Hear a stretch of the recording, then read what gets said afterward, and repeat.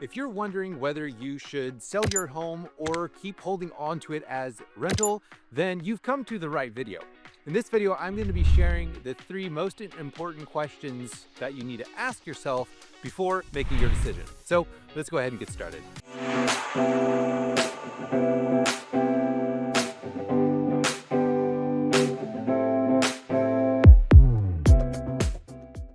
If you bought your home prior to mid-2022, there's a good chance you have an interest rate that's somewhere below 4%, which is way lower than the 6 to 7% range we're seeing right now. So maybe now it's time to move on and you're wondering whether you should keep holding on to your home as a rental or whether you need to sell it. Well, there's 3 important questions you need to ask yourself before making that decision and becoming a landlord. The first question, and perhaps it should be pretty obvious, is do you have enough money to buy another home without selling your current one? Now, this is really important because buying a home isn't cheap. I mean, selling a home isn't cheap either, but buying a home is going to cost at least $20,000 to $30,000. And if you don't have that in your cash reserves, then you might need to sell your home. If you do have those funds though, or you know where you could get them fairly easily, then it might be possible to hold on to your home as a rental. The second question, and maybe the most important question, is are you actually going to have cash flow?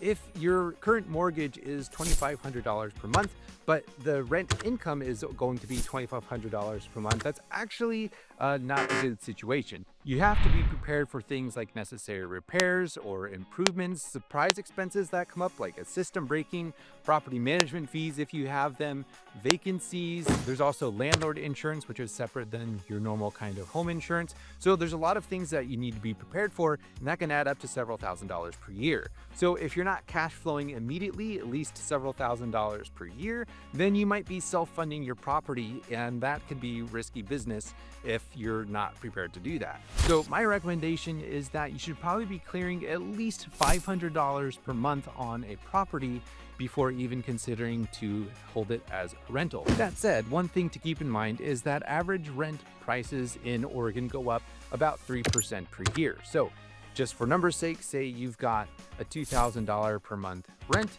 well, 3% of $2,000 is going to be $60. So you can expect your rent to be going up about $60 per month, even though the maximum is usually right around 10%. But you probably won't be able to get 10% unless you're already way below market rent for some reason.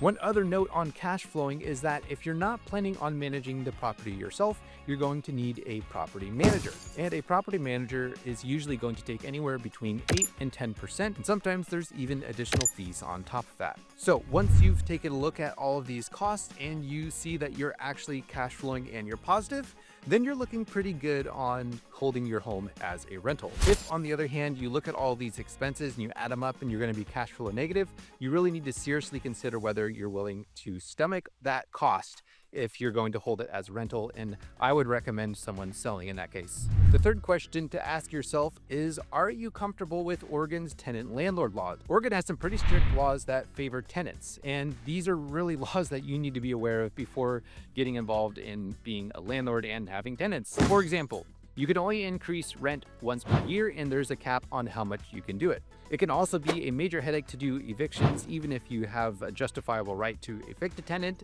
And there are also strict laws on how selective you can be when selecting a tenant if they technically qualify on an application. So these are just a few examples, and there are more, but you definitely need to be aware of the tenant landlord laws in Oregon before deciding to become a landlord. All right, now I know a lot of that may sound fairly scary if you're thinking, wow, there's no way I would ever want to be a landlord. So let me share some of the upsides of holding your home as a rental property.